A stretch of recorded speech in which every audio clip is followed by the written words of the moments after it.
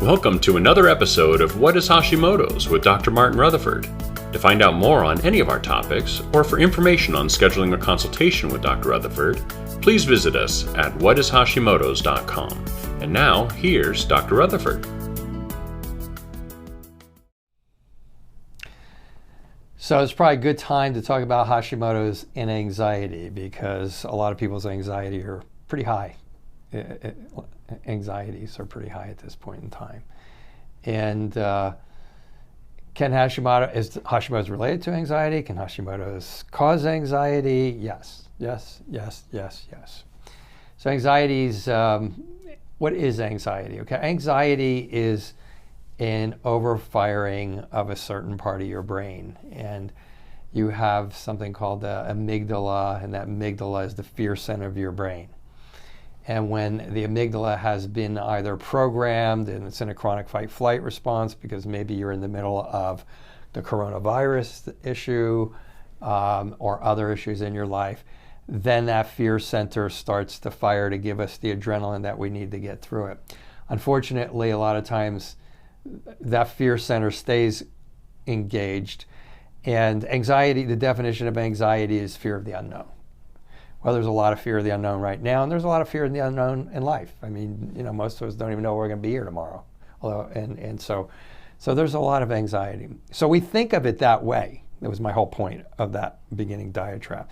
We think of it that way. We think of it as a personality disorder. It is not a personality disorder, period. If I have 10 people come in here with Hashimoto's or chronic fatigue or fibromyalgia, 8 or 9 of them have anxiety as prominent symptoms that they want to address. So how does the Hashimoto's connect? So there's a lot of things that contribute to anxiety. Low blood pressure contributes to anxiety. Low blood sugar contributes to anxiety chemically. And what these things do is they alter chemistry in your frontal lobe, in your brain. So if you start to get too much inflammation in your frontal lobe, you start to get a lack of oxygen in your frontal lobe, you don't have enough essential fatty acids, or you get too much inflammation. Okay, for those of people who've watched me, you probably understand that I say that a lot, those 4 things. Now, frontal lobe, it's the part of your brain that's supposed to shut down that stress response and shut down the anxiety.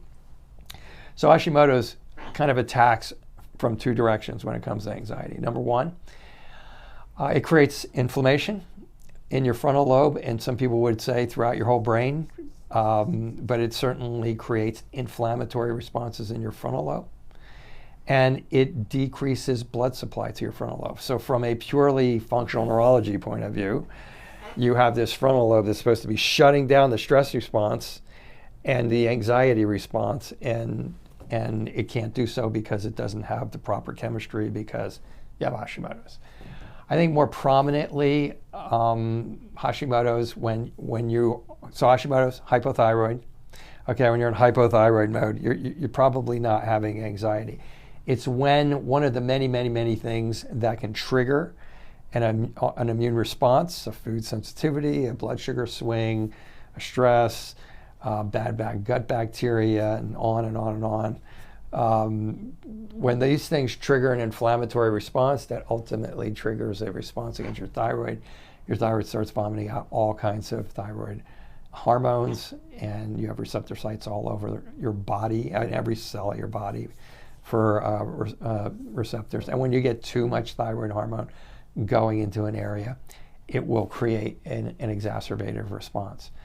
And so these thyroid hormones can create a global inflammatory response. So you eat a food, the food is a food sensitivity that you're not aware of, you eat it, it creates an inflammatory response, it's the thyroid flares up, you start getting anxiety, and the next step, by the way, is panic attacks.